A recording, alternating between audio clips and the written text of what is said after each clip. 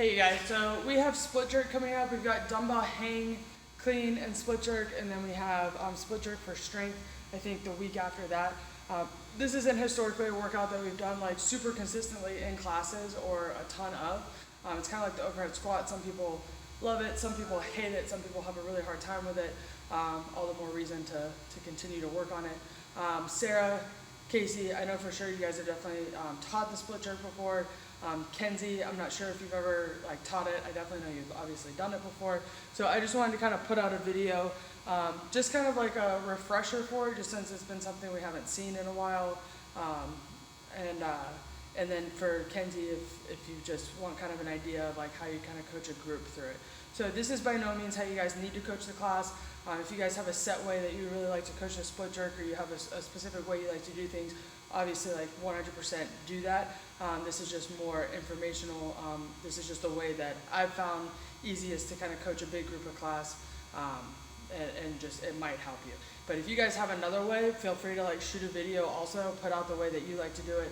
We can all get information from each other and helpful tips and cues and stuff. So anyways, what I usually do first is I usually have them figure out what foot goes forward. So usually even in a class of 10 people, you might have 9 people that have done it, and there's usually always that one person that has never done a split jerk and they have no idea what it is, no idea what foot goes forward. So that's usually the first place that I start, is I just have them put their feet underneath their hips. I come up under the balls of their feet, and I tell them just to fall forward and then pay attention to what foot they want to catch themselves. Usually the foot that they want to catch themselves with is typically the foot that goes forward. Not always the case. They're always welcome to change it up, but that's usually where I have them start.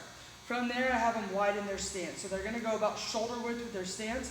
Biggest mistake, not biggest mistake, but a super common mistake you see is that people, when they split, they end up splitting this super narrow stance, like they're on a tightrope. Really what you guys want to see is kind of stretching the corners of a box. You want a wide and short stance in that split jerk versus a long and narrow stance in that jerk. So I start them out about shoulder width, and then I tell them to take a step forward, about 1.5 step forward, and out with their front foot, and the same thing with their back foot. And then to see if they got the right position, I have them drop their back knee straight down.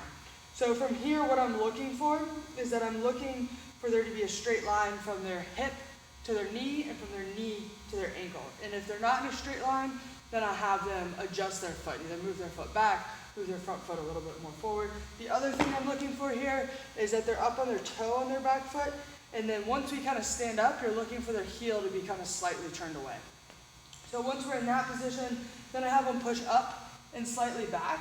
And I have them push back enough so when they look down, they can see where they tie their shoelaces. So they're not super far forward here. So I have them find that position.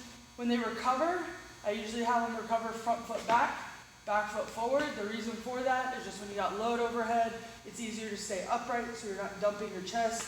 Stepping forward, you stay upright a little bit easier. So from there, they found that position, and I have them step into that one more time. I have them drop their back knee down. Good. Push up and back. I might come around, tell them to get tight. I might come around and push them. Usually if they fall over pretty easily, then their base isn't wide enough. So I have them do that. Step back. From there, I have them jump into it. When they jump into it, they're going to drop their back knee down one more time. Push up and back. Recover. Then they're going to jump into it again. This time, I don't need them to drop their knee down again. Recover. Now we're going to put our hands on our shoulders like we got a bar overhead. We're going to dip. You're going to drive. Land. Make sure you're locking your arms out. Rib cage is down as best you can. Recover. Then bring your hands down. I usually have them go through that 1 or 2 more times. And then we might put a PVC pipe or a barbell on their shoulders if you guys have that out, and go through that with the barbell. So that's usually kind of the sequence I have people going through. There's a ton of things you can kind of see going wrong in a split jerk. The same things that you would see in a push press or a push jerk, making sure that people are dipping in their heels, their chest is staying up, they're not dropping their chest. All of those things apply to the split jerk, but the thing about this is that people are also just trying to figure out their footwork. Then it becomes even more complicated. They're trying to keep their chest up. You're telling them to make sure you're dipping in the right position, and their footwork is all over. So try to not make it overly complicated for people. Give them certain things to think about. But once they kind of get into it, as long as people are moving safely, just give them like one thing to think about and don't like flood them with a ton of information. So it'll be a new movement.